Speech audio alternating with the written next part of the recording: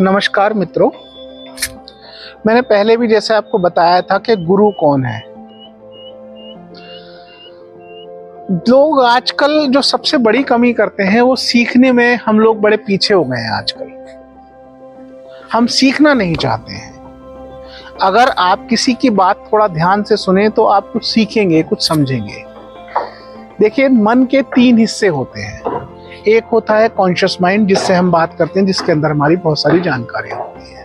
दूसरा होता है हमारा सब कॉन्शियस माइंड। जैसे मैं आपको पहले भी बता चुका हूँ, कॉन्शियस माइंड हमारा एक हिस्सा होता है, सब कॉन्शियस माइंड हमारे 9 हिस्से होते हैं। उसके अंदर हमारे पूर्व जन्म सारे, पूरी हमारी पुरानी स्मृतियाँ सब कुछ स्टोर रहती हैं। एक हिस्सा है, 9 हिस्से हमारे सब कॉन्शियस माइंड है।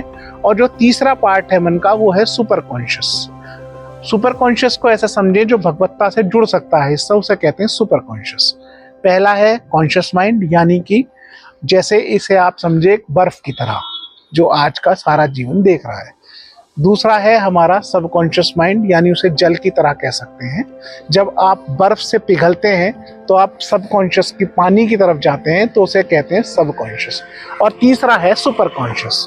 जब सब कॉन्शियस भी पिघल जाता है, जब वो भी हल्का हो जाता है, तब वो फिर भाप यानी सुपर कॉन्शियस तक पहुंच जाता है। तो अगर हम कहें गुरु कौन है, तो गुरु है वो जो आपके भीतर को, कॉन्शियस को तो आप जानते हैं, अच्छी तरह से जानते हैं, पर आप नहीं जानते हैं तो आप सब कॉन्शियस को नहीं जानते हैं। कोई भी व्यक्ति जो एक साधारण व्यक्ति है, वो सब कॉन्शियस तक नहीं पहुंच पाता है। सब कॉन्शियस तक पहुंचने का मार्ग है ध्यान, साधना, शांति। शांत मन आपका सब कॉन्शियस तक पहुंच जाता है। जैसे हम कॉन्शियस माइंड से कुछ चीजें पूरे जीवन जीते रहते हैं, पर जो कुछ खास चीजें होती है ना, वो हमारे सुपर कॉन्शियस तक, इस कॉन्शियस से पहुंचती है।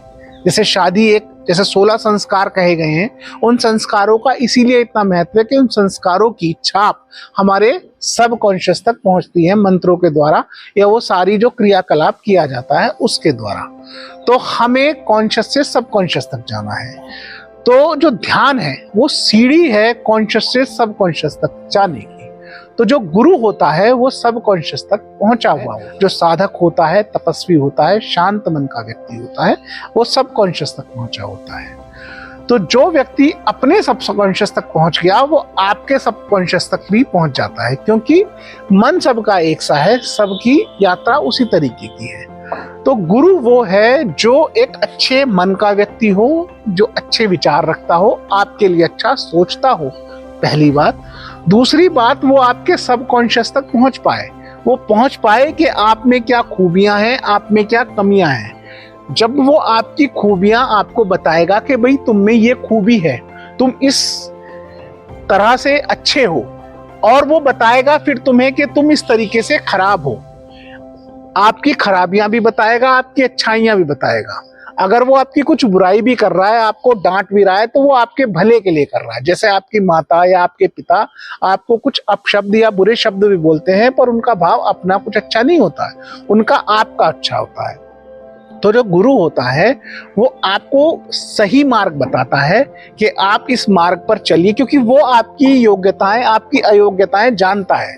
तो वो आपको सही मार्गदर्शक, सही दिशा देगा। जैसे मैंने एक, मेरे मित्र थे जैन साहब, उनसे मैंने कहा कि जी आप में ये कमी है, आपकी ये गलती है।